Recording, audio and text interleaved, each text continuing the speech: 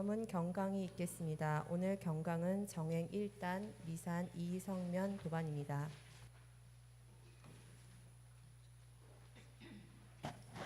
안녕하십니까. 정행 1단 이성면입니다. 제가 오늘 발표할 의두유목 10조 사람이 깊이 잠들어 꿈도 없는 때에는 그 아는 영지가 어느 곳에 있는가 발표 제목입니다. 영지란 아르말이 아니 한자풀이를 하면 신령스럽게 아는 지혜를 의미하는데 이는 곧 하나도 남김없이 안다는 것입니다. 일반적으로 아는 것을 포함하며 보통의 생각으로는 이해할 수 없는 지경까지 다 안다는 것입니다. 우리가 깨어 있을 때는 안입이 설신의 육군이 쉴 새 없이 작동을 합니다. 이 육군은 색, 성향, 미축법이라는 육경을 각각 상대하게 되는데 이를 통해 각각의 식을 얻게 됩니다. 보고 듣고 냄새 맡고 맛을 알고 느끼고 생각하는 것, 이것이 우리 인간이 갖는 인식작용입니다. 우리가 무언가를 인식한다는 것은 지극히 당연한 것 같지만 신기한 일입니다. 그 신기한 조화를 부릴 수 있는 것은 우리에게 영지가 있기 때문입니다. 깊이 잠든 때고 10조의 의두도 공적 영지로 설명될 수 있습니다. 다시 말하면 공적 영지는 텅 비어 고요하되 신령스럽게 아는 마음, 오감에 이끌리지 않고 생각의 소음에 휘둘리지 않은 그 마음이라고 할 수 있습니다. 꿈도 없이 깊이 잠든 때에는 영지가 없는 것이 아니라 공적에 합일했다고 볼 수 있습니다. 다시 정리하면 잠이 든 때에는 영지가 쉬어 공적의 상태에 들었다는 것이고 깨어있는 상태는 공적에 기초하여 영지가 활동한다는 것으로 볼 수 있습니다.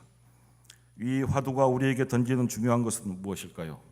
첫째는 꿈에서 깨어나라는 것입니다. 중생의 삶은 꿈속에서 사는 것과 같습니다.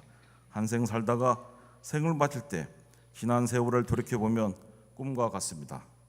물거품처럼 일어났다 사라지는 일생입니다. 그때는 그것이 전부이고 그것이 최고라고 생각했던 것들이 지내고 보면 다 꿈입니다. 꿈속에서 살면서도 그것이 꿈인 줄 알고 사는 사람과 그 꿈속에서 헤어나지 못하는 사람은 다릅니다. 우리의 삶이, 나의 삶이 헛된 꿈에서 깨어나 공적 영지의 삶이 되자는 것입니다. 둘째는 생각을 끊으라는 것입니다. 우리에게 생각이 너무 많습니다.